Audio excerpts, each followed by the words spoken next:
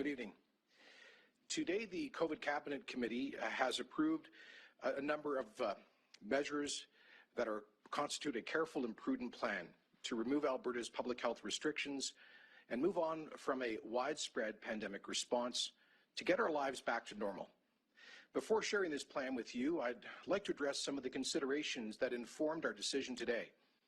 First, it is clear that we passed the peak of Omicron infections about 3 weeks ago and are now seeing the result as COVID-related hospital admissions are declining. This is good news and broadly reflects the experience of other jurisdictions around the world when it comes to the Omicron variant. That's why countries like England, Scotland, Ireland, Denmark, Sweden, Norway, South Africa, Finland, and many others have lifted all or almost all public health restrictions in recent weeks. It's also why a growing number of states across the United States have also announced the lifting of most public health measures, including mask mandates, such as the states of California, Connecticut, Delaware, and New Jersey just in recent days. I note that the provinces of Saskatchewan and Quebec have followed suit with their own announcements earlier today. Alberta's active cases and rolling 7-day average of new cases has dropped steadily across the province from about 7,000 a day to approximately 2,000 a day, with total active cases falling from 55,000 to about 30,000 now. The positivity rate, that's the percentage of PCR tests that come back positive, has also continued to decline. And leading measures like wastewater surveillance has shown a general decrease in most regions of the province. And as I said, we see new COVID hospital admissions coming down, another important leading indicator. It's also important to note that because Omicron is more transmissible than previous variants of COVID, it is infecting more hospital patients who don't actually have severe COVID symptoms. So about 40% of patients in the hospitals who have tested positive for COVID are not actually being treated for COVID.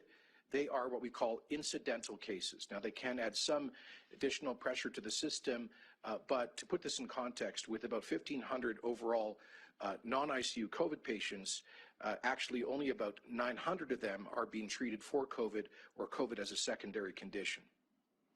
It has also and always been the government's approach to keep public health measures in place only so long as they are absolutely necessary to protect public health and our healthcare system. Throughout the pandemic, Alberta's policy response has always sought to avoid overwhelming our health system while minimizing the damaging impact of restrictions on the broader health of our society. Earlier in the pandemic, when vaccine uptake was much lower, other treatments weren't available and testing was much harder to come by, so more drastic government interventions were necessary to keep people safe. And let me just pause to address what happened in Alberta during the Delta wave in August and September. The reality is that we simply didn't have high enough vaccine rates, nor did our neighbors in Saskatchewan. That's why we were hit harder. But all of that has changed. Now, 9 out of 10 Albertans over the age of 12 have some level of vaccine protection. Antiviral drug treatments to prevent severe disease and hospitalizations are now available, and more will come on stream throughout the year ahead. In other words, with what we know now about the virus and the tools we have to fight it, the threat of COVID-19 to public health is no longer outweighs the hugely damaging impact of health restrictions on our society, on people's mental health, on their emotional well-being, on our broader social health. So now is the time to begin learning to live with COVID. These restrictions have led to terrible division, even amongst families and friends, and inflamed sometimes tensions in our communities and neighborhoods. They've disrupted and even destroyed so many livelihoods. We will never know, we'll never be able to do a full accounting of the extent of the pain and hardship that restrictions have caused. But we do know some things. We know we have seen in Alberta and across the developed world a significant increase in mental and emotional health challenges amongst children and adolescents, for example. We have seen an increase in domestic violence. We have seen the failure of many businesses, and of course, at the beginning of the pandemic, record high unemployment. And at a time when the world should be wide open and full of possibility and hopefulness, COVID and the restrictions associated with it have robbed thousands of young children with the simple joys of just being a kid. I was speaking to a young father the other day who told me that his 10-year-old daughter had spent 20% of her life under COVID health restrictions. We cannot remain at a heightened state of emergency forever. We have to begin to heal. And so Alberta will move on, but we'll do so carefully. We'll do so prudently. We will do so only if it does not threaten the capacity of our healthcare system. So our plan will involve 3 steps, starting with easing restrictions on activities and situations that have been shown to be lower risk throughout the pandemic. The first starts with children and youth. Step 1 will remove almost all restrictions affecting children, including removing the mask mandate for all K-12 students effective this weekend. Outside of the school setting, kids 12 and under will now be exempt from the general mask mandate that will continue to apply in indoor settings for approximately 3 weeks to come. As I have long said, kids have been subjected to a heavy and I think unfair burden throughout the pandemic.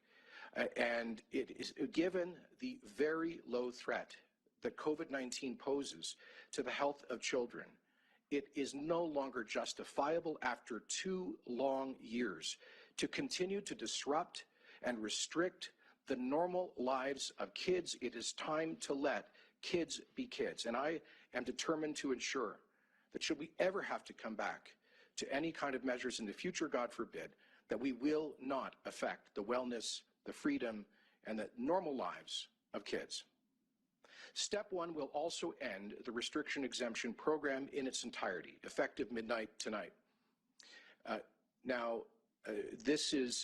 wanted to say this about the restriction exemption program. We brought this in September when our healthcare capacity was under very severe stress, particularly in intensive care. And at the time, we saw that 90% of our new ICU admissions were amongst unvaccinated people, and the province was generally under-vaccinated relative to the rest of Canada. We simply had to do something urgent to prevent a catastrophe in intensive care and in our hospitals generally. And we had to do something to get our vaccine rates up. And so we chose a measure that avoided shutting down businesses and places of worship, but allowed us to reduce transmission while also seeing a significant increase in vaccinations.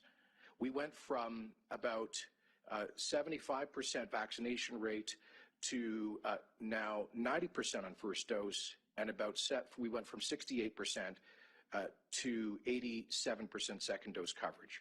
That has made a huge difference. It has saved many lives. And at the same time, we have seen a change in transmissibility. The reality is that with the high level of infectiousness of the Omicron variant, plus the waning protection from infection of a second dose, most Albertans got their second dose 8, 9, or 10 months ago, we have seen that that vaccinated individuals are still at a high risk of Omicron of infection, not of severe outcomes, not of severe disease, but of infection. And so the point is simply this, that the restriction exemption program has served its useful purpose. It's done its job. It is no longer leading to higher vaccination rates. In fact, we have seen our vaccination rates effectively frozen since early December. And so our approach to COVID must change as the disease changes. And I believe that's exactly why the Chief Medical Officer for Canada, Dr. Tam, recommended earlier this week that provinces re-examine programs like their proof of vaccination programs. That's exactly what we're doing with this decision. Finally, step one will remove capacity limits for all except large capacity venues of over 500 people. Minister Copping will provide further details on these measures. Now, following these phase one measures, we will take 3 weeks to carefully monitor trends with a focus on hospitalizations. If and only if we continue to see a downward trend in hospitalizations, we will then proceed to phase two. Our current target date for phase two is March the 1st, at which point we plan to lift most remaining restrictions, including the indoor mask mandate, the requirement to work from home, and remaining capacity limits. Following this stage, we will take more time to monitor trends, again with a focus on whether pressure on our hospital system is manageable. When it is safe to do so, we would then proceed to stage three, which would be to eliminate all remaining public health measures at that point. So let me add an important caveat. If the current trends reverse themselves, and if we see a significant and sustained increase in pressure on our hospitals, we may have to pause some of these measures. But we are determined to get our life back to normal, doing so in a way that ensures that a hospital bed is there for everyone who needs one. And that is why a big part of the upcoming provincial budget later this month will be about increasing the capacity of Alberta's healthcare system. Because despite the sometimes heroic efforts of our fantastic frontline healthcare professionals over the past 2 tough years, the same 2 years have spotlighted serious shortcomings in the Canadian healthcare system, which we simply must address, beginning with the federal government paying for its share of an increasingly costly and complex modern healthcare system with an aging population. So I very much hope that today's long-awaited optimism this announcement rather gives a sense of optimism and hope to Albertans. I know that some will say this is too much change and that we are moving too fast. But please keep in mind that we have the benefit of a few weeks being behind a few weeks of other jurisdictions, such as the United Kingdom, and we can watch what happens as they return to a regular way of life. For example, in Britain, most restrictions have been dropped as the Omicron wave has subsided, and aside from masking in high-risk settings such as acute care and mandatory isolation for people with COVID, there are no other countrywide mandates in Britain. Cases and hospitalizations for COVID are continuing to drop there, and in all the other countries I mentioned that have lifted measures with the exception of Denmark. While we are closely monitoring what other places are doing, and have no doubt, please do have no doubt, that our plan is focused on the data here in Alberta. It ensures that we will remain sure-footed, ever aware of what is happening in our own healthcare system, and maintaining protections for those most at risk until the very end of this plan for getting back to normal. So we are moving carefully, we are moving with confidence. While we are working towards an end to restrictive measures and the damage that they impose, I want to be clear. None of this is an end to COVID-19. New variants will arrive, and we will still see times when cases are higher in the province. We will likely also see times when there is additional pressure on the hospitals. But restrictions, mandates, and those kinds of interventions will not and must not become a permanent feature of our lives. With widespread uptake of the vaccines, as I say, close to 87% fully vaccinated with 2 doses, and nearly 1.5 million Albertans with having received their 3rd shot, we are well positioned to live with this virus as we do with many other infectious diseases. The vaccines are doing what we've always said they would do, to protect us from severe illness and outcomes. The numbers don't lie. Over the past 3 months, the rate of COVID-19 deaths of healthy but unvaccinated individuals in Alberta is over 7 times more than those who have been fully vaccinated. When this previously healthy but unvaccinated group is compared to those who have been fully vaccinated and boosted with their 3rd shot, the comparison widens. the rate of unvaccinated deaths is approximately 17 times that of people who have been fully vaccinated and received a third shot. We have been strongly encouraging Albertans to get vaccinated because we know it works, and we want to keep you and those around you safe. So now that the overwhelming majority of Albertans are protected, we are confident that we can begin to ease restrictions while preventing undue strain on our healthcare system. And we are not returning to normal all at once. So please continue to exercise good judgment and make smart decisions, decisions that make sense for you and your family. Our acute care system is still under real stress, and we may still see waves of COVID-19 come and go, as I've said, in the months ahead. But we will always need to protect the most vulnerable and may need to adjust as we start this transition. The virus has certainly left all of us bruised, but we are not broken. We Albertans are never broken. We are always resilient. It is time to call on that resilience as we move in the path to recovery. It is time to remove these restrictive and damaging health measures. It's time for us to learn to live with COVID as best we can. Thank you, and I'll now invite Minister Copping to provide more details.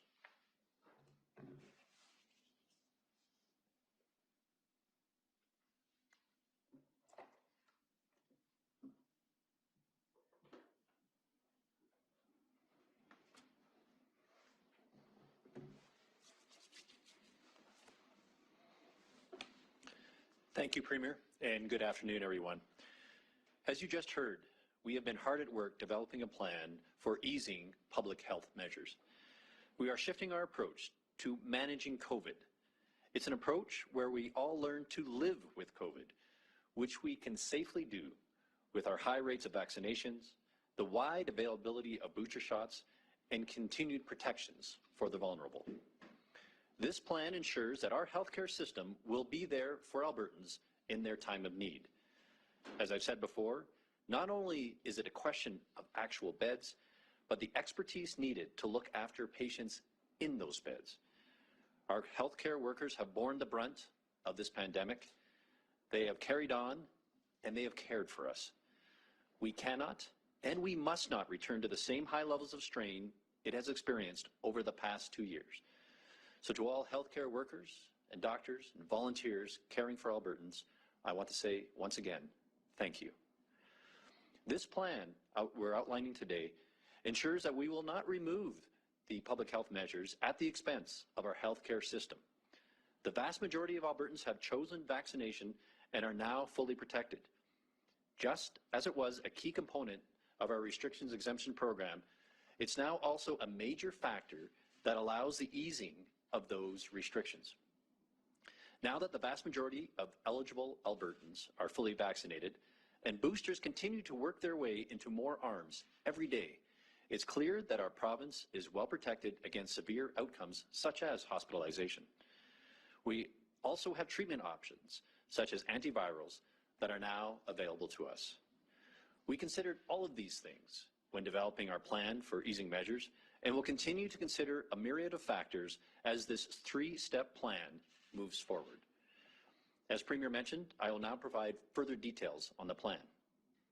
It is a conditions-based approach, which requires us specifically to look at the numbers of new patients admitted to hospital due to COVID-19 over a sustained period of time. Given the current trend in hospitalizations and transmission, we will move into step 1 at midnight tonight. Effective at midnight, the restriction exemption program and all its requirements will come to an end. The exception will be for entertainment venues. That means that measures on the maximum number of people per table at restaurants, liquor service restrictions, closing times, and interactive activities closures will remain in force. But measures limiting food and beverages while seated at entertainment venues will be removed. For facilities that are not currently in the REP, capacity limits will be removed, except for the following.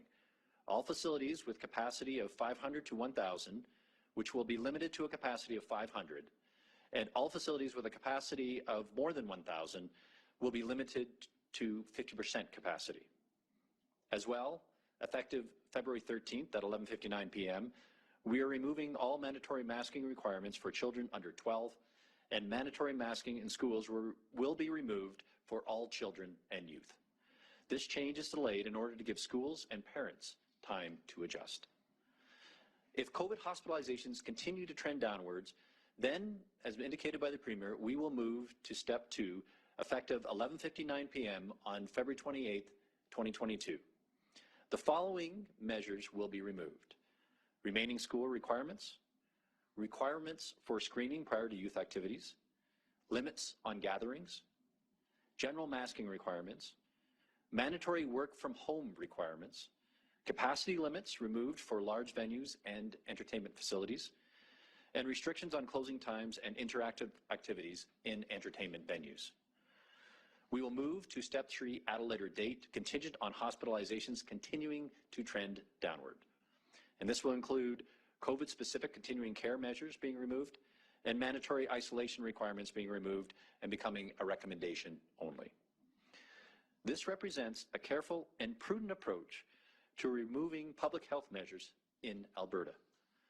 Vaccination will continue to be vital to minimizing the risk of COVID, and we will keep working to get as many Albertans of all ages vaccinated with all the doses they are eligible for, including booster doses. I'm happy to announce today that based on the recommendations of the National and Alberta Advisory Councils on Immunization, we are expanding the eligibility for vaccines for youth. Youth between the ages of 12 and 17 who have additional risk factors will be eligible for third doses as of Tuesday next week. We are also working towards offering boosters to children between the ages of 5 and 11 who have specific immunocompromising conditions, and we'll have more to say about that in the coming days. These vaccines are safe and will protect Albertans' children. I know it will be welcome news to these young Albertans and also to their parents. Bookings for 12 to 17-year-olds will be open next week, and more information will be shared in the coming days. Whether your child falls into these higher risk categories or is already eligible, I encourage all parents and guardians to get their children vaccinated. Currently, nearly half of all Alberta's children aged 11 and under are vaccinated with 1 dose, and 15% are fully protected with 2 doses. If you have been waiting, please don't delay any longer. Book your appointment today through the Alberta Vaccine Booking System online or through HealthLink at 811.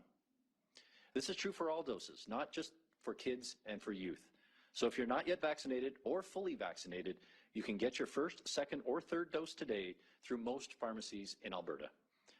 We are entering a period of transition between the pandemic and endemic stage. As indicated by the Premier, there will be periods of uncertainty. COVID-19 will be with us for a very long time, and we will see times when COVID-19 infections will be higher than normal. But please rest assured, we will continue to closely monitor the healthcare system, and we will take action when necessary to alleviate pressure in future waves or spikes. That is why we cannot suddenly drop all the healthy habits and knowledge about COVID-19 that we have developed over the past 2 years. Our way forward and its success depends on you. So I'd like to call on all Albertans to continue to follow the rules that are in place to protect our healthcare system and each other. And if you haven't done so already, get your vaccination. Thank you for doing your part. And now I'd like to invite Dr. Hinshaw to the podium for her update. Thank you, Minister, and good afternoon, everyone. Over the last 24 hours, we have identified 1,667 new cases of COVID-19 and completed about 4,260 tests. Our positivity rate is about 36%. There are currently a total of 1,623 people with COVID-19 in hospital, including 129 in the ICU. Sadly, 13 new deaths were reported to Alberta Health in the last 24 hours. My condolences go to the family and friends of these individuals, as well as anyone who has lost a loved one, no matter the cause. Alberta Education has confirmed that as of February 8th, 7 of the more than 2,500 schools in the province are in temporary at-home learning to address operational challenges. Fewer than 1/4% of schools are currently operating online. As the Minister said, we know that COVID is not going away. It will continue to be with us for months and years to come. Thankfully, we have vaccines that are very effective at reducing severe outcomes and new treatments available as an addition to help reduce risk. We also have healthy habits that will remain important. This includes being mindful of our physical proximity to others and keeping distance from those outside our household, practicing good hygiene habits, and staying home when we feel unwell. These simple steps remain important and can go a long way to helping us stay healthy and protecting those around us. There has never been one right path to deal with COVID, and that remains true now. Every path has advantages and disadvantages that must be carefully weighed. As the province moves to eventually treat COVID-19 more like other infectious diseases, it is essential that each of us continue to do our part to keep those around us healthy and safe. Even as the approach to COVID shifts in our province, there will continue to be measures in place to protect those most vulnerable to this virus, particularly those in continuing care, acute care, and other priority settings. For example, masking will remain mandatory in acute care and continuing care as an important risk reduction measure for the foreseeable future. So if you are seeking care or accompanying someone who is, you will need to wear a mask to protect yourself and those around you. I ask everyone to be respectful and patient with those around you as we all adjust in the weeks ahead. I also encourage Albertans to continue to assess their unique situation and make personal decisions about their health based on their own comfort levels and risk levels. We should all do what is best for us and our families, even if that is different from those around us. If others need a higher level of precaution than we are taking for ourselves, we need to be considerate of their needs. Thank you, and we're happy to take questions.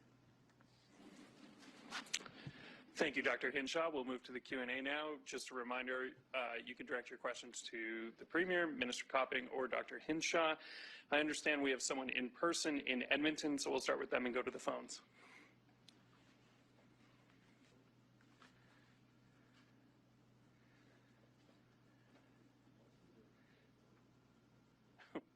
Never mind. We'll start with, oh, we're good.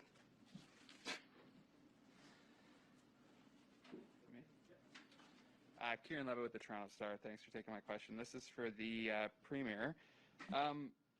Premier, we've got reports that your own MLAs have been negotiating or trying to negotiate with blockaders down at Coots.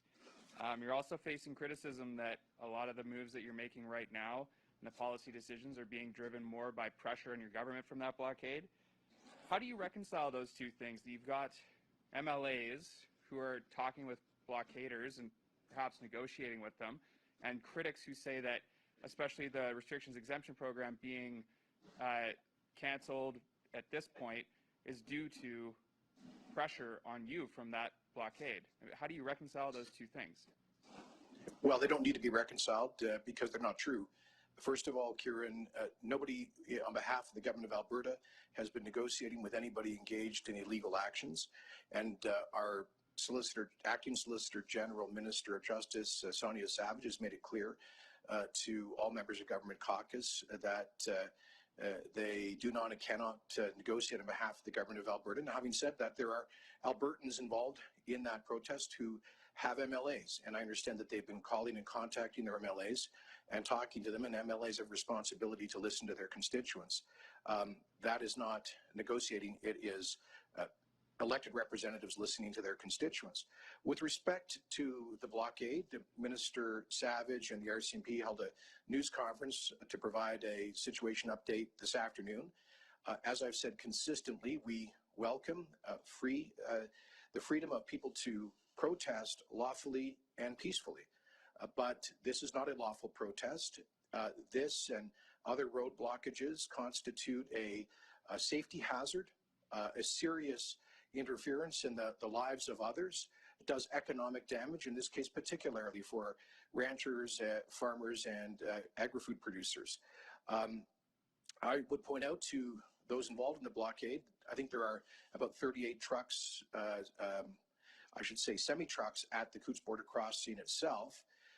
But we have some 300,000 Albertans with trucking licenses and about 60,000 commercial trucks that are licensed for operation in Alberta. So something like 99.99% of truckers and trucks are not involved in that protest. And in fact, that blockade, all it does is inconvenience thousands of law-abiding truckers who are just trying to make a living, who now have to go to one of the three other ports of entry between Alberta and Montana. So we would ask those folks to stop the blockade. We expect the RCMP to enforce the law. They are responsible for the operational tactics and how that is done. We respect their delegated authority in that respect. In terms of the eliminating the restriction exemption program, as I pointed out, Karen, first of all, I think on December 28th, our COVID cabinet committee came to a unanimous view that we should lift the restriction exemption program as soon as it was feasible to do so, because the case for it was simply no longer as compelling as when it was introduced in September. The program is no longer serving a useful and compelling purpose. I could not stand in front of Albertans tonight and justify a continuation of a program that has done its job. The restriction exemption program helped to see vaccination rates go from, as I say, on the first dose from about 78% to 90%, on second dose from about 68% to 87%. But those vaccine rates have been frozen now since early mid-December. So we've seen virtually no movement on that front. And what we do see now is with the infectiousness of Omicron and with the waning protection of second doses from infection and mild disease, what we have seen is that the initial purpose of reducing transmission in high-risk discretionary social activities is no longer today what it was in September. So we have to follow the data and not just blindly ignore it. Finally, Kieran, if what we're doing here is somehow a response to protest, then why has England, Ireland, Denmark, Sweden, Finland, Norway, South Africa, now Saskatchewan, Quebec, done the same thing? Why are U.S. states that have had much harder lockdowns than Alberta over the past 2 years, like California, New Jersey, Connecticut, Delaware, and many others, why are they right now lifting all or most measures? None of that has to do anything with a few trucks parked at the Coots border crossing. All of it has to do with the fact that the disease is changing, and so the approach that we take to manage it should change as well. And can you detail a little bit what this means for the program in the future? Is this program something that is completely off the table now in terms of, future iterations of the virus? Is it just on the shelf and something that you could quickly re-implement should there be a surge in infections and death and some of the horrible things that we saw during the Delta wave? Or is this something that you will never bring back? Yeah, I don't think you're either not listening to what I'm saying, Kieran, or you're not aware of the data. The data is this, that in Canada right now, unvaccinated people are almost as likely, vaccinated people are almost as likely as unvaccinated people to experience a breakthrough infection. Now, it is critical to add that the vaccines are hugely effective at preventing severe outcomes like hospitalization and death. And that's why we continue to implore the folks who have not yet been vaccinated to get that safe and effective protection. But a program originally designed to reduce transmission amongst unvaccinated people doesn't make sense in a context where we have such a high level of breakthrough infections. So this is the data, this is the reality, and this is why jurisdictions around the world are now rolling up their proof of vaccination programs. It is why Dr. Tam said that provinces should re-examine proof of vaccination programs. I think she said that on Saturday. So no, I don't think that this program can serve any useful purpose in controlling spread now or in the future, unless we were to redefine full vaccination as having had 3 shots, because we do know that third shot, the booster shot, having been more recent and also probably inducing a stronger overall immune response, is still somewhat effective at preventing breakthrough infections. So the only way that a proof vaccination program would make any practical sense would be to, as I say, make a requirement that people get a third shot. We're only at 43% third shot coverage amongst the eligible population in Alberta. So that's 60% of the population that would not be eligible to participate in discretionary activities. And then what happens if we see 6 or 12 months from now waning protection from breakthrough infections from a third shot? Would we then modify the program to require that people have a 4th shot? I think it's quite likely that for the rest of our lives, we're probably going to need to take an annual COVID shot, much like the annual flu shot. Every year, as you know, there's a slightly modified flu vaccine that is made available, and that is quite possible for COVID. Are we then going to attach this? Is this going to become a permanent feature of our lives? I think that's completely implausible. So the restriction exemption program has served its useful purpose.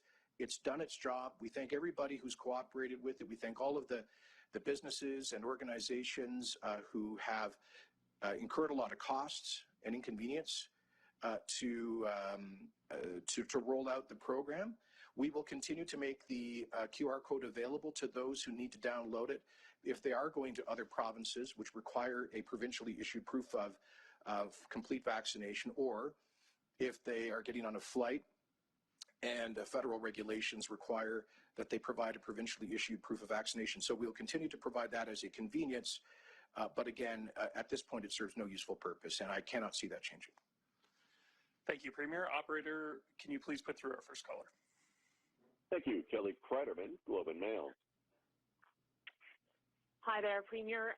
If this decision is based completely on the data and what is happening, why end the program at midnight tonight in such dramatic fashion instead of giving restaurants and other public venues a chance to adapt to the new rules, as is the case for other parts of this plan?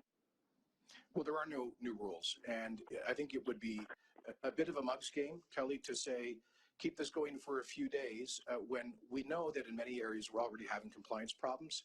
I think it would just invite very widespread non-compliance for no useful purpose. We are at a stage where it's clear our vaccine numbers on first and second dose are frozen. I mean, they go up by a few thousand a day, but there's been no meaningful increase now since well before Christmas. So the REP is no longer making any measurable difference on the vaccination rates.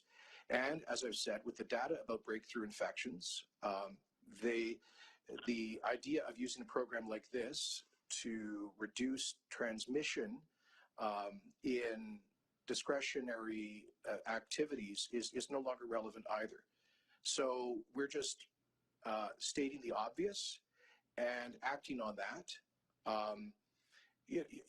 Maybe a different way of asking your question, Kelly, is why did it take us this long?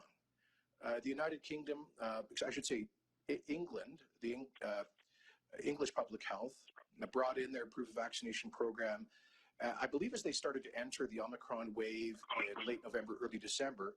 And then they announced that they were repealing it about 3 weeks ago in mid-January, once they were coming off the Omicron peak. They've continued to see cases decline. And those other countries I mentioned, which were hit early by Omicron, any one of those countries that had a proof of vaccination program, they've all repealed them as well. So I think per Dr. Tam's comments this past weekend, I think that is going to become the norm throughout the world. And Kelly, do you have a follow-up? Yes, but Alberta is the first province to make this move of completely getting rid of the proof of vaccine system. Does that give you some pride? Do you think that matches with public sentiment as we're seeing it right now in terms of people's patience for living with restrictions at this point in the pandemic? Well, I'll say this, that it's not about pride. It's just about being practical and realistic. We think the program has served its useful purpose.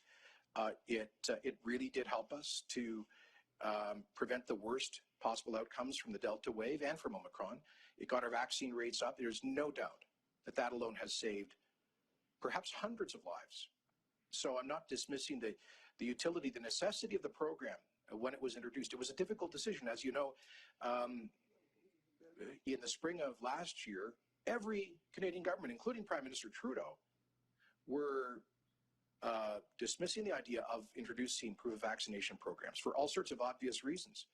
But we all found ourselves in a situation as we moved into the Delta wave where we had to use every tool at our disposal. And for Alberta, at least, it was an alternative to widespread lockdowns and shutdowns of businesses and community organizations. So it was a tough and undoubtedly controversial decision, but it was a necessary one. But now, as I say, we have to read the writing on the wall. This is no longer serving a compelling public health purpose. And in terms of being the first, well, I guess Saskatchewan will follow us this coming weekend. So we're close to that, and I see that Quebec just announced today that they are lifting over the course of the next 3 or 4 weeks virtually all of their public health measures. So I think you'll see this become a fairly widespread trend quite quickly here. Thank you, Premier. Can I just say, you asked about public sentiment. I'm sorry, Justin. So I do think that we have seen in recent weeks a fairly significant shift in public tolerance of damaging health restrictions.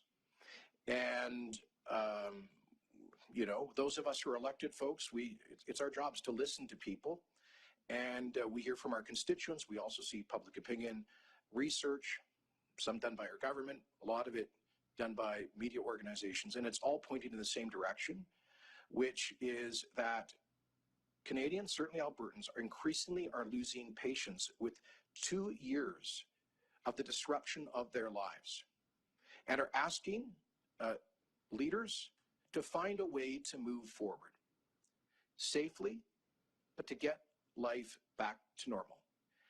You know, there's a epidemiologist at Oxford University, Dr. Ali Raghib, who I follow, and he said, I think quite insightfully, that public health restrictions that are opposed by the majority of the population do not have a meaningful impact. This is a point I've tried to make consistently about the responsibility of our cabinet to make a difficult judgment call at each stage of COVID about the public's willingness to comply. And when we see that willingness break down, what's the point of measures if there's widespread non-compliance? It's not the primary reason we're doing this, but that is part of the context, and I think responsible leaders need to be mindful of that. Thank you, Premier. Operator, can you please put through our next caller? Thank you. Andrew Lawton, True North. Good evening, Premier. For people that own businesses that are comfortable with requiring proof of vaccination, will they still have the right, in your view, under Alberta law, to impose a vaccine requirement for customers moving forward? Yes, they'll have that right under law, and I guess I would just say that's a matter of the free market, Andrew. If a business chooses to have a policy of that nature, then that may appeal to a certain kind of customer, and it may turn away other kinds of customers. That's a commercial decision. At the end of the day, I would love it if we could move away from all of this and no longer have to produce the QR codes. That could get us past the problem you've raised. But the paradox or the problem is that we have a lot of Albertans who, especially during the cold winter here, love traveling and at the end of the summertime too. And as long as there is a federal requirement for provincially issued proof of vaccination, we have to offer that as a service.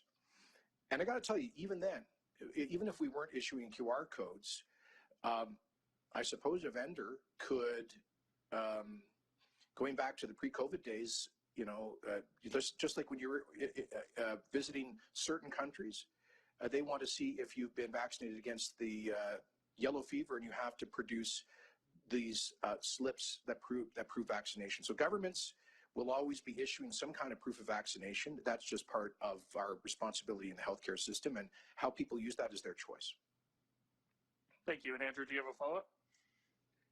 I do, thank you. You mentioned that it's just an inevitability that we'll see other variants, and obviously you've said your government will continue to monitor the hospital data. We've been down the road of reopening before when Alberta was open for summer, and obviously we didn't have the widespread vaccination protection that we have now. But what specifically would be that trigger point at which we'd have to look at some level of restrictions again? If there is the concession here that COVID is not over and that a variant that we might not know the scope of or the power of could come and hit us? The truth is we simply don't know. If we take cues from history, from epidemiological history, we can, I think, reasonably hope that SARS-CoV-2, COVID-19, will go in a similar direction as the Spanish flu, which, as you know, took something like 50 million lives between 1918 and 1920, but then moved to endemicity,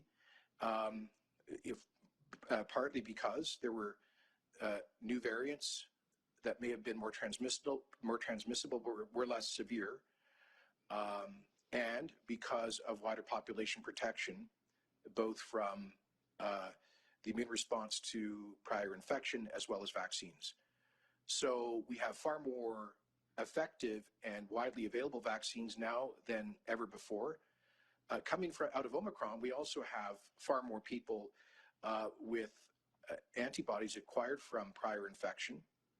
And so I think it's reasonable to hope that we won't get into a much worse situation, but we don't know that for sure. So we simply have to be prepared for what the future may come at us, what may come at us in the future, excuse me. Now, having said that, I think it is incumbent on governments of all stripes in all jurisdictions to do whatever they can to avoid relying on the blunt instrument of damaging restrictions as a primary response to potential future waves with more severe outcomes. And by that, I mean, in the Canadian context, we have to fix our healthcare system, first and foremost. It is outrageous that Canada's public healthcare system is in the top quartile of the OECD in terms of cost, but the bottom quartile of the OECD, the developed world, in terms of per capita beds, per capita physicians, surgical wait times, diagnostic wait times, etc. This is not the fault of our brilliant and, through COVID, often heroic frontline healthcare workers, nor is it because of a lack of money. We are, as I say, towards the top of the developed world when it comes to healthcare expenditures. But we have to face the fact that we have had too little capacity to address a situation like this. That is something that we will be addressing forthrightly in our forthcoming budget, and it's incumbent on the federal government to do so as well. Minister Copied and I will have a lot more to say about that. So healthcare capacity, first and foremost, and secondly, using everything that is being learned about COVID-19 to provide better and more widespread treatments.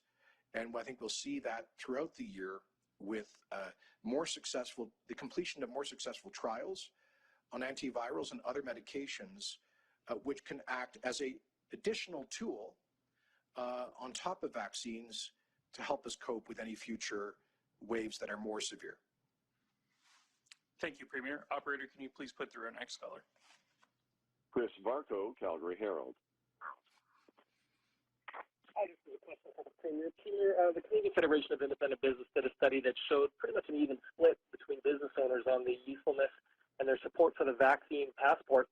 What would you say to businesses if they want to continue to use the QR code or want to continue to require customers to be vaccinated? Well, as I said, it's a free market. And if businesses, vendors choose to adopt their own policy and ask people to provide some proof of vaccination, as long as we're issuing those QR codes, I suppose they can do so. But to be frank, I do hope the federal government will, in the foreseeable future, end some of the public health theater that has informed, I believe, some of the travel restrictions. I spoke to this last Friday on the conference call for the Council of the Federation. And, you know, in a world where, in North America, for example, we know there are tens of millions of current active Omicron infections. So the notion that these restrictions can somehow reduce transmission is nonsensical in my view, increasingly nonsensical. But as long as the federal government keeps that requirement for federally regulated travel to require a provincially issued QR code, we will issue those codes for the convenience of Albertans. And if people choose to offer to show that proof of vaccination to a business, I guess that's their choice. They're welcome to do so. And Chris, do you have a follow-up? Yes, just a point of clarification and then a question. Can you be a little clearer on the restrictions on closing times and alcohol service and when those exactly will be removed? That's my clarification question. And then just in terms of the broader question of many business owners is, what is the province prepared to do to try and install confidence in consumers to get back out there? So the restrictions on the operation of hospitality businesses, such as the 11 p.m. Limit on alcohol service, 12 p.m. closing time, a maximum of 10 people seated at one table, a prohibition on activities like, for example, billiards and darts. Those restrictions that were brought in December will continue until we come to phase 2 of this back to normal plan, which we hope will start on March the 1st. So this underscores that we are proceeding with caution. The good news for those operators is that the proof of vaccination program ends midnight tonight, but we will ask them to maintain those other measures in place until at least March the 1st. I know that you and another journalist have asked about businesses who want to keep this in place. I think it's important to understand very rarely do rural media get to ask or get in the queue or ask questions of these things for some reason. But I think it's important to recognize that in many areas of rural Alberta with lower levels of vaccination, the restriction exemption program has been extremely tough on many of the hospitality businesses for a couple of reasons. One, in some cases, 30 or 40% of their local population are not vaccinated, so that is a huge blow to their consumer demand. And secondly, it's often created really tense situations with their community members. So this is something that I know small business owners in rural Alberta have been desperately hoping for. And I want to acknowledge MLAs from rural Alberta for being a very strong voice for their constituents in this regard. Thank you, Premier. We have time for 3 more. Operator, can you please put through our next caller? Rick Bell, Calgary Sun. Good afternoon, Premier and Minister and Dr. Hinshaw. I'm not going to get rid of my vaccine passport yet, Premier, because we still have a vaccine passport bylaw in Calgary. and we still have we'll have a masking bylaw in Calgary. And I know you've answered this before, but it was an answer I don't think a lot of people really had a lot of confidence in, that you'll take a look at it and maybe sometime down the line, and maybe when the ledge gets back in session, something will happen. What are you prepared to do now? Whether it's talking to the mayors of the city, what are you actually planning to do to ensure that the over 2 million people that live in Calgary and Edmonton will be on the same page that you are on? Well, Rick, we haven't made any decisions. I've indicated that's an issue we're going to look at closely. I've asked our ministers of municipal affairs, health, and justice and solicitor general to come forward with options and policy advice on this issue. In the past, we have tolerated certain municipal bylaws on public health matters. We've tried to be collaborative and respectful, and as you know, we do try to respect as much as we can the delegated powers of municipalities. But I'd really like to have a longer conversation with particularly the big city mayors who have spoken to this issue, because I'd like to know if it is their intention to create an entirely separate municipal public health policy that is different and apart from that of the province. I think that would be a serious problem. And so that's something that we will talk to them about. We'll be listening to Calgarians and Edmontonians on this issue. We haven't made any decisions, but I would just say this. I think turning a public health policy like this into some kind of a local political football is not helpful. It's not conducive to public confidence in the public health parameters, or in the clarity about what the rules are from one part of the province to another. And finally, you know, it's the province is responsible for administering the healthcare system, which has got to be the central focus of all of this. And I think perhaps we've been a little more sensitive than some of these voices in municipal government about the damaging effect of restrictions. We are responsible for balancing all of these different considerations. Happy to have a respectful discussion with the mayors and others about this, and to look more closely at the issue, but we're keeping our options open. And Rick, do you have a follow-up? Yes. Well, at least now I know that everybody will be writing that we still have vaccine passports in Calgary and Edmonton tomorrow morning. A lot of, public opinion you talked about already, and I'm going to concentrate on the opinion of your MLAs, opinion of a lot of people who self-identify as small C conservatives.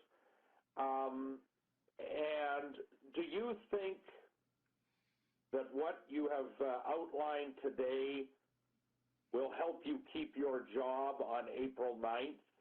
Because there was a lot of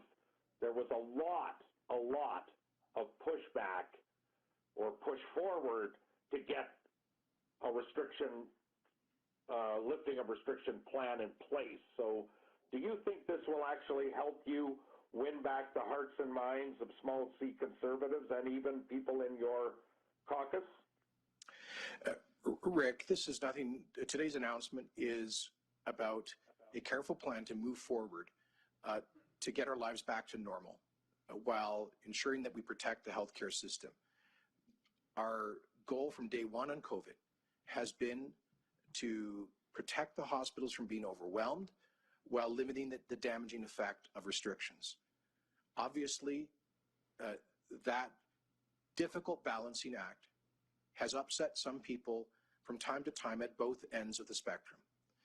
I think that this government has been more widely criticized from those who believe that we have been too reluctant to resort to damaging restrictions than it has been criticized by people who don't like restrictions.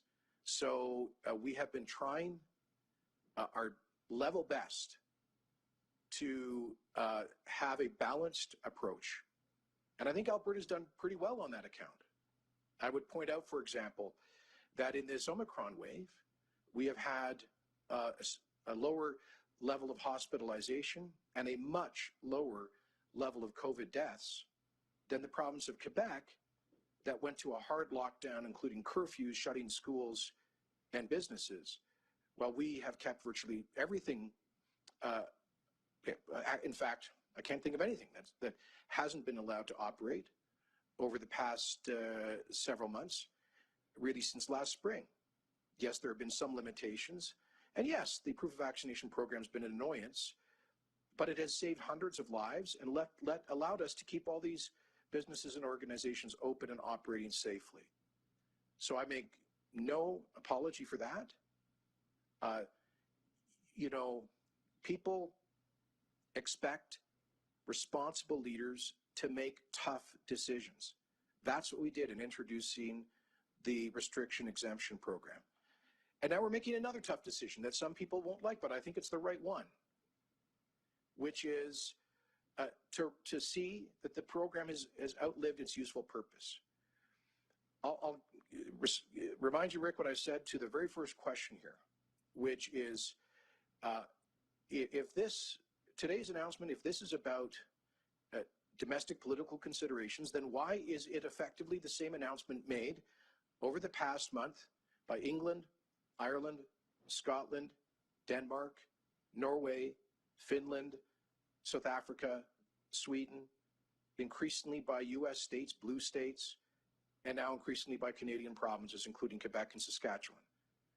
I know it might be difficult for you, but maybe separate the politics out of this for once. Thank you, Premier. Operator, can you please put through our second last caller? Thank you, Tony Seskus, CBC. Oh, yes, hi. Thanks for taking my question. I'm just wondering, someone had mentioned earlier in this news conference that hospitalizations were trending down. I'm just wondering if someone can flush that out and provide some hard numbers. Sure. So we showed you that the admissions, the rate of new COVID-related hospitalizations has come down from about 36 per million to about 27 cases per million, and over the last, I think that process started on about January the 24th, and so we can get you more specific data on that. Of course, these admissions are a key leading indicator because this shows us what will be happening in the hospitals as current cases are resolved. You'll see the total numbers in hospital coming down.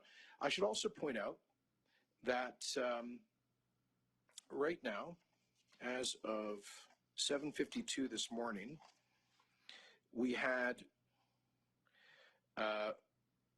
5,346 non-ICU patients in our hospitals, and that is below the number that we have had very often at this time of year. For example, in 2018 and 2017, that number was higher in Alberta than it is now.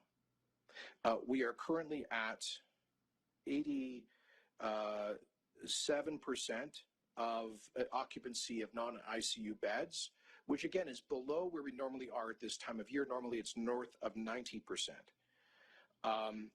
With respect to ICU occupancy, we are now at total ICU patients of 198, which it is above our baseline capacity, but well below our current surge capacity. So we're at 82% of our available ICU, of our 173 available ICU beds that are currently occupied. There is real pressure on the system. We've been making that clear.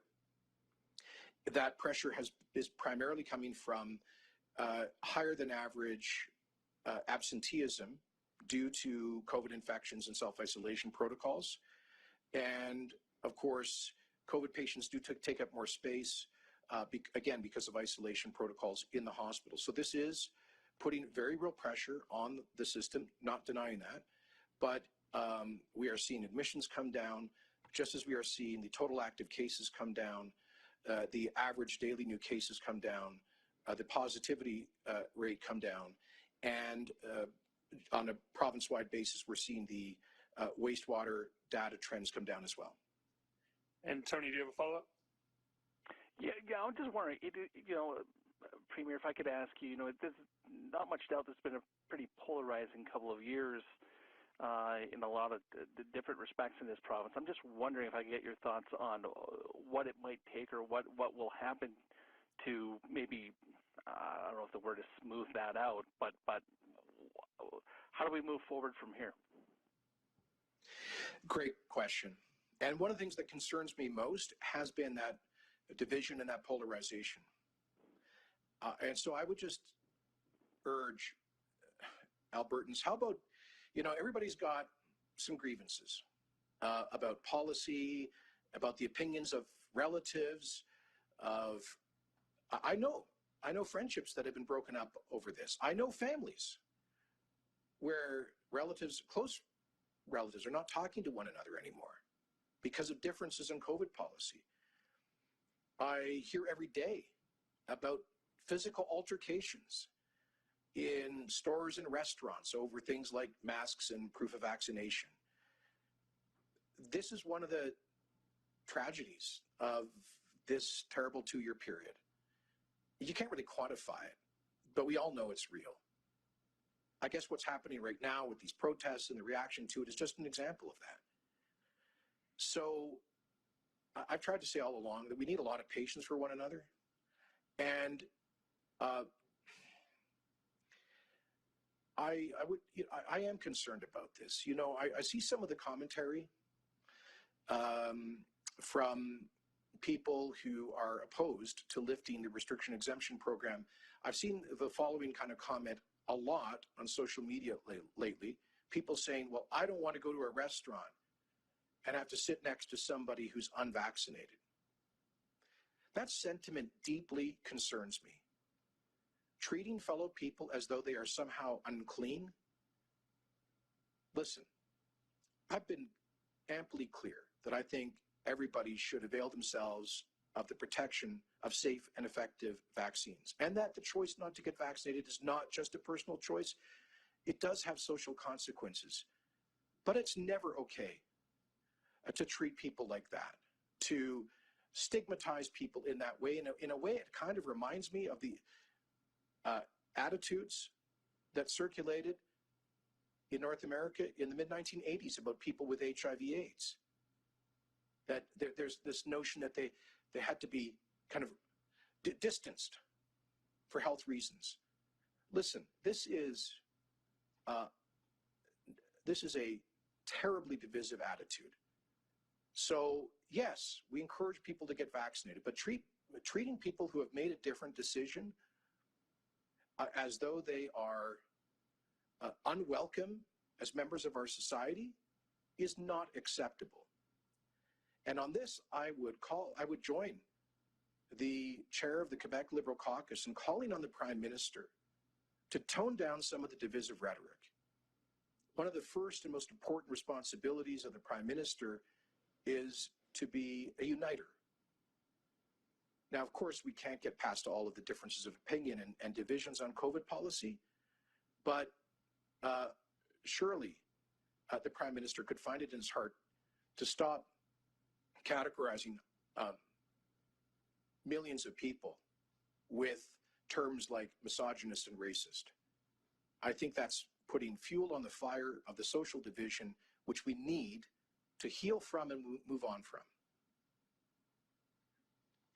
Thank you, Premier. Operator, can you please put through our final caller? Thank you. Mirna Vukic, Radio Canada. Hi, thank you for taking my questions. Monsieur le Premier ministre, vous dites que votre plan de retour à la normale se base principalement sur la tendance dans les hôpitaux. Mais là, on voit qu'après une légère baisse dans le nombre d'hospitalisations dans la dernière semaine, on revient de remonter presque à ce que c'était le 1er février. Le nombre d'hospitalisations aux soins intensifs a aussi dans la dernière semaine. Alors, qu'est-ce que vous voyez exactement d'encourageant dans cette tendance et ce serait quoi la tendance dans les hôpitaux qui ferait sonner les sonnettes d'alarme pour vous, là?